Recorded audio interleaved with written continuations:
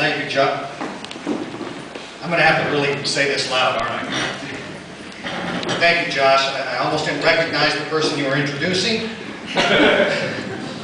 but I very much appreciate your support these last couple of years, and I just want to take a personal moment to thank everybody in this city for making my experience as an elected official in this town one that I will cherish until the day I die, because it is an honor and a privilege to have served you for 8 years, and I am confident that whoever succeeds me, you will be in good hands in the years ahead, and largely that's due to all of you and not just any one of you. Madam City Manager, I'll address this to you formally, but to all of the community. I can report tonight that the state of the city of Sierra Madre is good, as we have sailed a steady course financially over the years. But I also need to report to all of you tonight that we are sailing into strong headwinds, and many of you know what they are. What we do in the days, months, and years ahead will say a lot about who we are. And who are we? Well, a lot of us know, or at least we think we know. And it is true, Sierra Madre rightly takes pride in its historic buildings, its beautiful landscape, and the character of its neighborhoods. And these are important parts of our identity as a charming, small, and independent city. But we also take, I think, even greater pride in and give special thanks to those who help preserve these things for us. Groups like the Sierra Madre Historic Preservation Society, who actually run many of our historic institutions like Essex Trail Inn and the Trailhead, and help preserve our historic archives for generations to consult with and learn more about us. Or even that intrepid band of individuals led by Charlie Bell, who always walk up the Mount Wilson Trail and keep it in good condition so that all of us can enjoy it hiking, and John Capocha sometimes running. And I mention those people because truly it is foremost, I think, our sense of community, a sense of community that they demonstrate, that is fundamental to what it means to live in and be part of Sierra Madre. It is neighbors caring for each other, it is volunteers committed to causes greater than themselves, and it is city services delivered locally, and which provide a foundation for much of this community involvement. So I'm saying to you tonight that the decisions we make in the face of the challenges ahead will say much about what we value and who we are as a community. Are we simply to be a satellite of a major American city? Or are we to be our own place to be? Now I know the answer I think all of us would give to that question. I know the one I would give. But that cherished image of an independent, strong city is one that must be matched with tangible commitment. And let me talk a little bit about what we have done in the last year. And there are good things happening. Now, the past year, the City Council adopted, with of course a lot of work from city staff, a 2-year budget that not only budgets us for the next 2 years, but looks 5 years ahead as to our projected revenues and costs to run this city. And that city budget is balanced with a healthy reserve that is the envy of other cities. But this was done at a cost, and I will talk about that in a bit.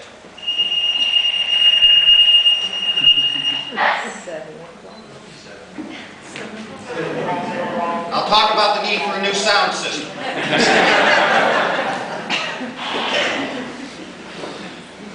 In this past year, we allocated redevelopment dollars not to fix the sound system, but to advance needed projects while trying to plan for the uncertain fate of the Community Redevelopment Agency, the fate of which we know more now. And in doing so, we were able to keep local tax money local. And with that foresight, we have been able to do good things.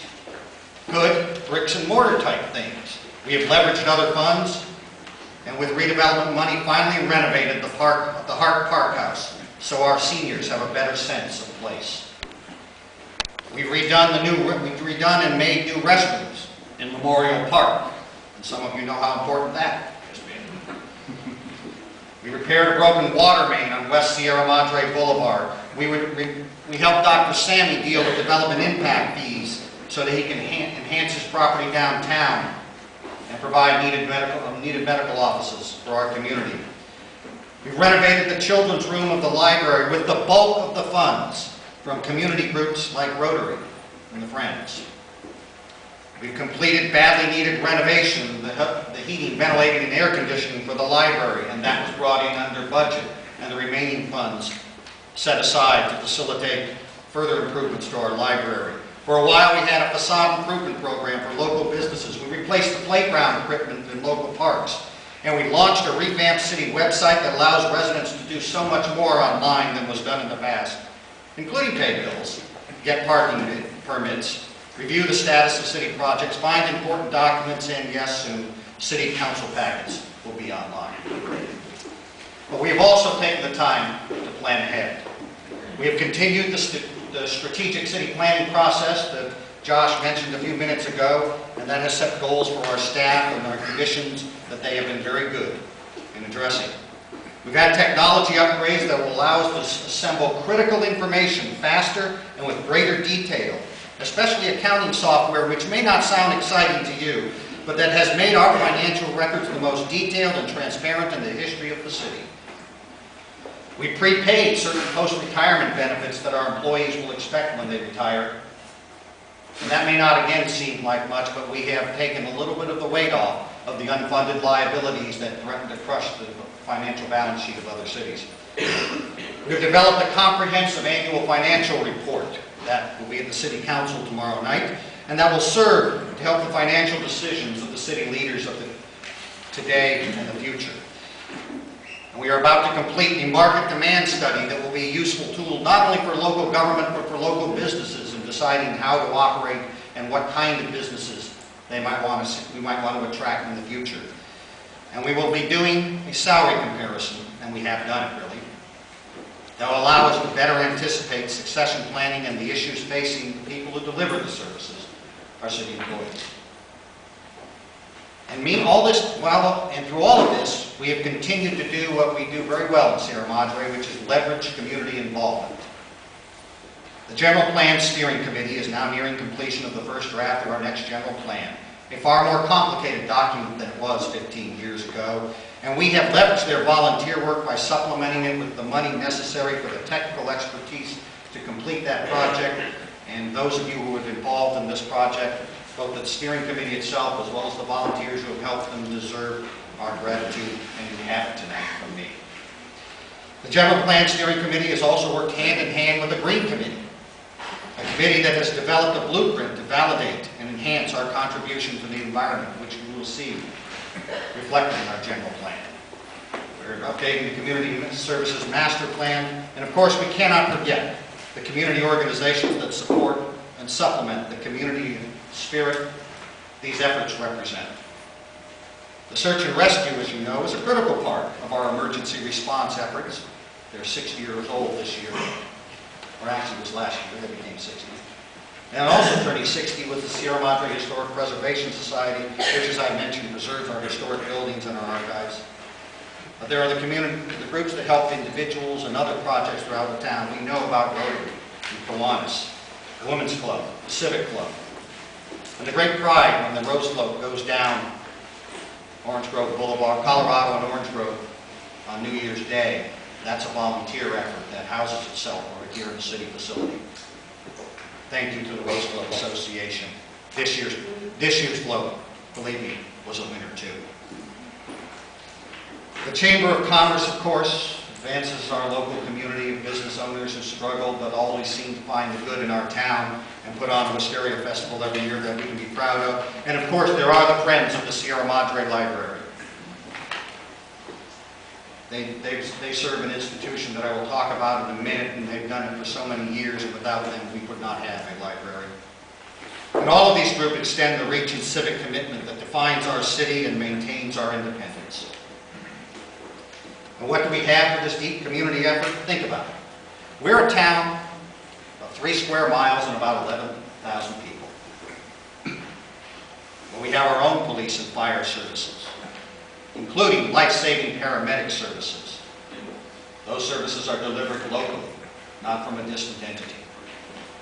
We have a library that is older than the city itself, but always new in our hearts every day.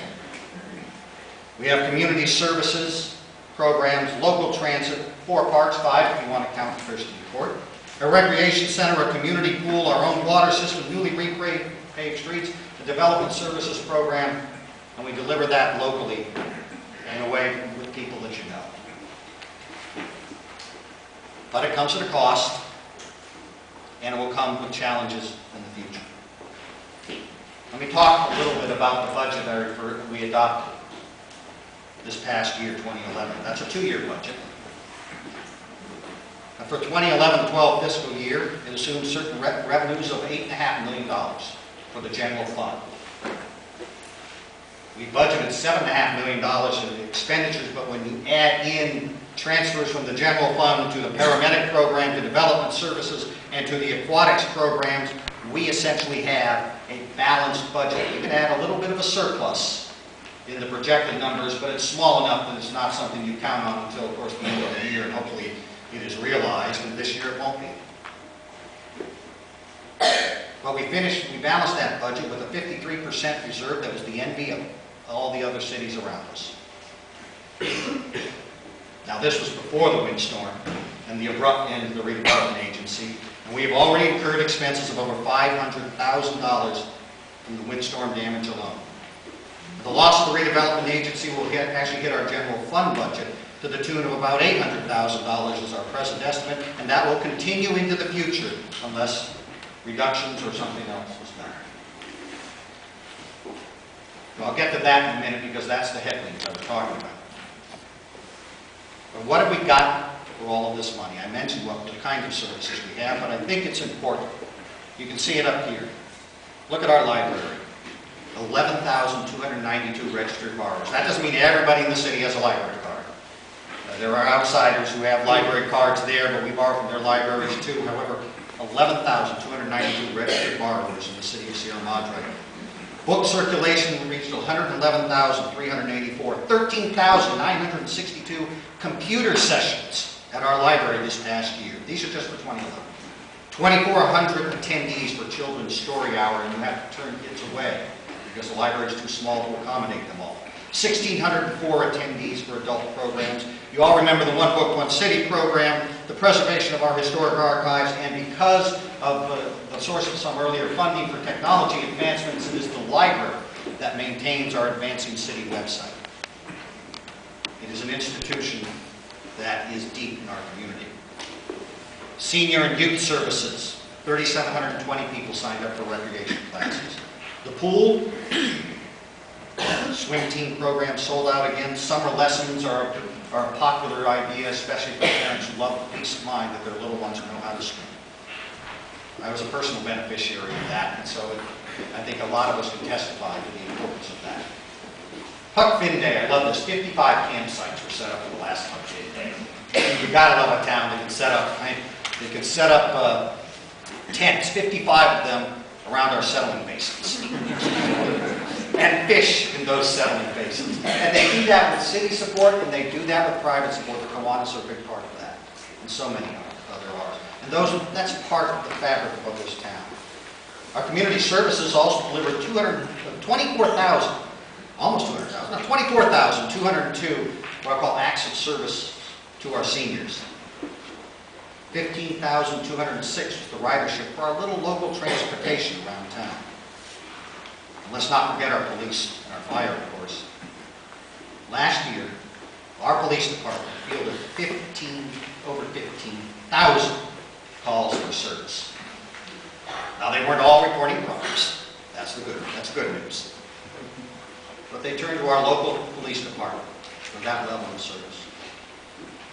And even in Sierra Madre, a safe and wonderful community, there were 335 arrests last year. And some of you may remember the swath of burglaries and robberies that went across the foothills. It wasn't just Sierra Madre, from La Cañada all the way out to Rancho Cucamonga.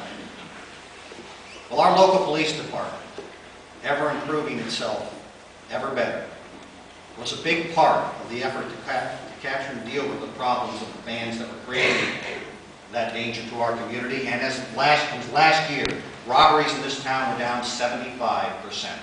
Burglaries were down 58%. There were 941 fire calls, 78% of the medical, with lives saved by the advent of paramedic service. And I can report to you tonight that the average response times of our largely volunteer fire department now meet and often beat those of the paid departments around us. And I can't forget our public works, because sometimes we do. We don't always see them. You know, they made 4,755 sidewalk repairs last year. 155,761 feet of sewers were cleaned, most by Bruce Inman himself.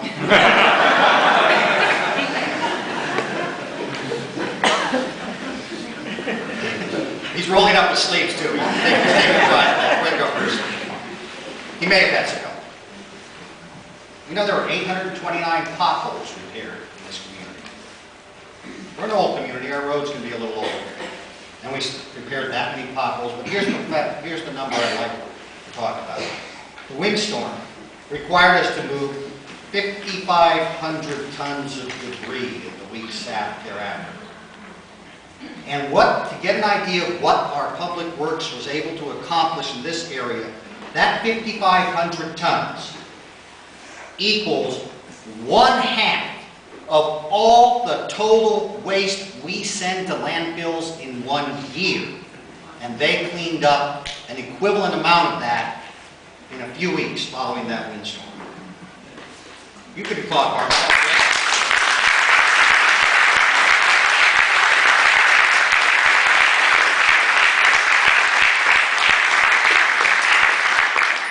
All these city workers had a hand in putting these numbers together. And I may bore you with some of those numbers, but they are numbers that talk about real services to real people. And most of these services were delivered by people you often know and who know this town. More than most cities, the public servants in Sierra Madre actually live in town, and if they do not, they have developed a bond to this community that goes beyond a paycheck. And they often do several jobs, not one, for the modest wages we pay them. And all of this happened in this town not by magic. As I said, it came from a limited, low-paid staff doing several jobs each. But it also came from volunteers who supplemented their work, and community groups who supplemented the funding they need. And it came from a sense of community which may not be unique to Sierra Madre, but it certainly says something quite special about us. And it also required your tax dollars. 40% of our general fund revenues comes from property tax. 50%, depending on how you count the vehicle license fee, switchback, that's a complicated part of state financing, city government. It's a curious thing. You have to go into it a long time, and I'm going to go on long enough, so I'm not going to do that here. That's for the property tax. But 34% of our general fund now comes from the utility users tax. Thanks to voter approval of Measure U in 2008, we have been able to provide the enhanced fire, paramedic, and police services necessary to meet the needs of a city in the 21st century. Now, I know we're over 100 years old. I know we're quaint, but we are in the 21st century. There are services we have to deliver, and our police and our fire need our help in delivering those services, because they can deliver 21st century services as we give them 21st century support.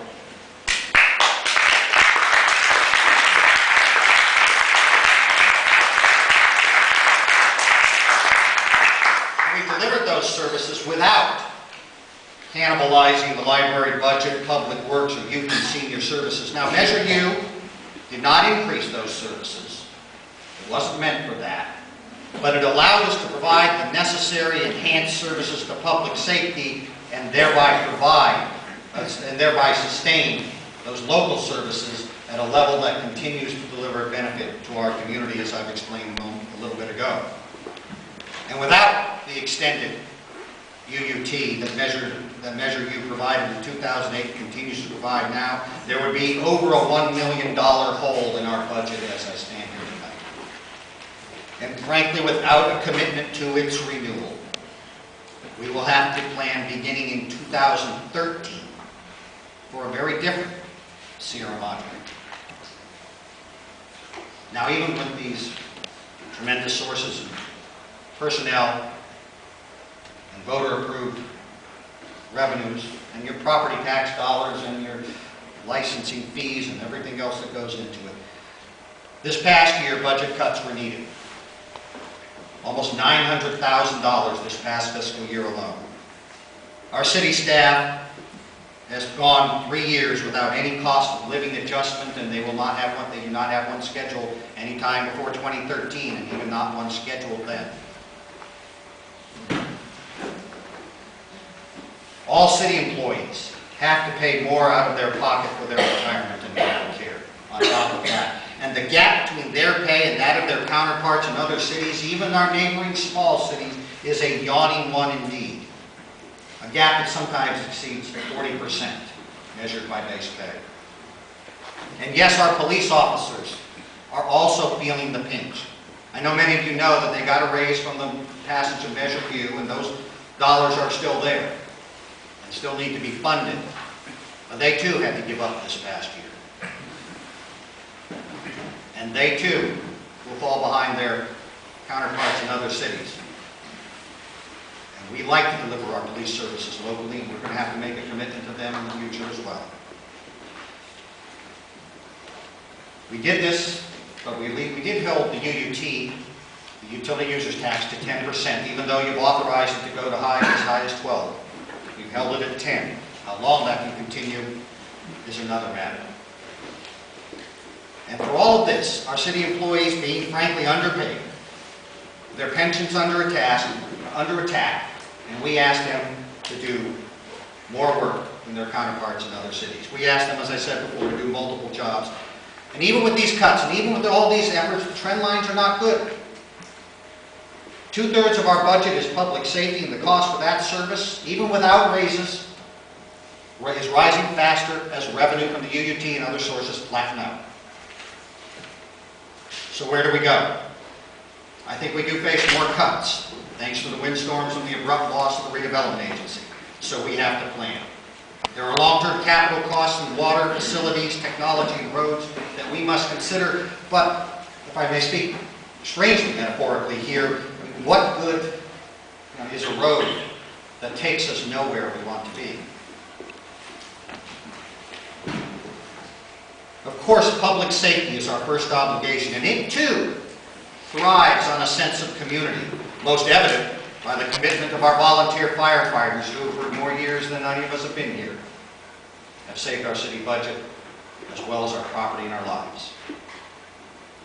Our police department, though not volunteer, although they are supported by volunteers, this past year alone, I think Chief Diaz told me that they report at the time that we recruited 75% more police volunteers in 2011. But as much as any,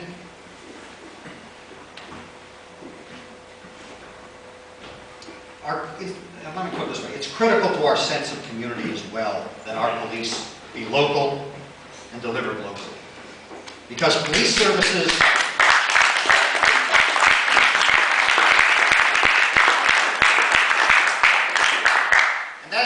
police services delivered locally in a small town like this define the phrase community policing. But also vital to our social fabric, our identity, our sense of place are the other services I mentioned.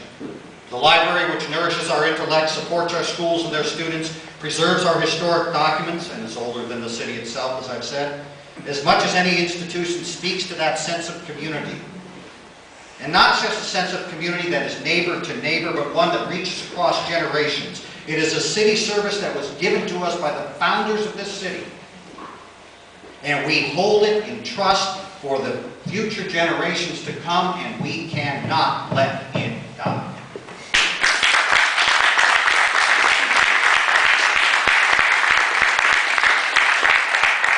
And you may hear differences during the campaign season, but I can tell you now, from everything I've heard, there isn't a city council candidate out there who won't say that they agree with that proposition,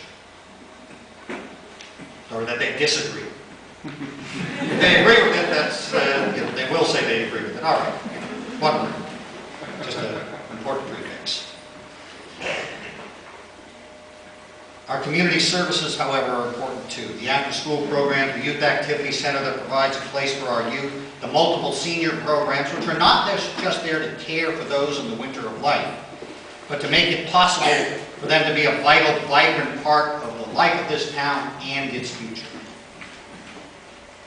And add to all of this the parks that are our public commons, where we enjoy outdoor events, celebrate civic events, and sometimes gather together to express charity for those in need.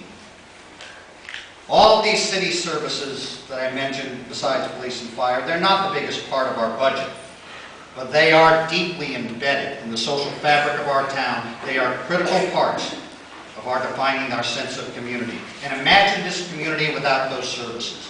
The Friends of the Sierra Madre Library will not rally around a shuttered building because it was once a library. They rally to the cause of the service that library provides. No one saves a pool that doesn't have water in it or doesn't provide for the laughter, recreation, and exercise we associate with a community pool. The Senior Commission will not meet to discuss the facade of the Park House if it cannot play host to the activities that reflect the important role our older residents play in the life of our town. Truly, our sense of community is at stake in the decisions that we make. We must now reinvent how we deliver city services. But we must also invest in the people who do it. We will have to explore opportunities that technology investment may provide to deliver services in a different way. We will have to continue to leverage our substantial volunteer base as we always have, and we need that community commitment now as much as ever. But all of it will need a foundation of a city government commitment upon which to stand. So I say to you tonight, and I know there are some who disagree, that the extension of the UUT will be vital to our ability to plan for and deliver these services that are a big part of who we are and why we are different from other places.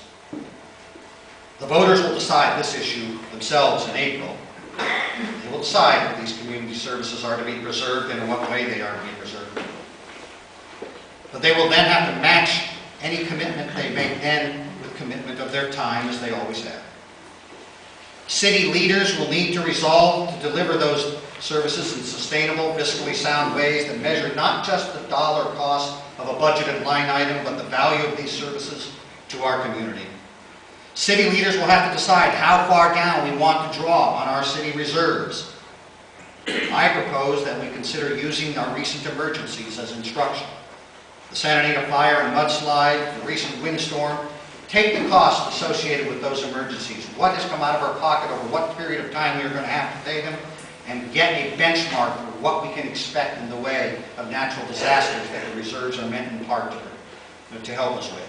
And when we take that benchmark, we should establish a floor below which our reserves will not go, and up to that point we have to consider how do we use those reserves in the sustaining of our city services as we face the budgetary challenges ahead. We will then need, finally, your commitment. A commitment that extends to your neighbors and to future generations of SierraMadreans. A commitment born of that sense of community that makes us who we are.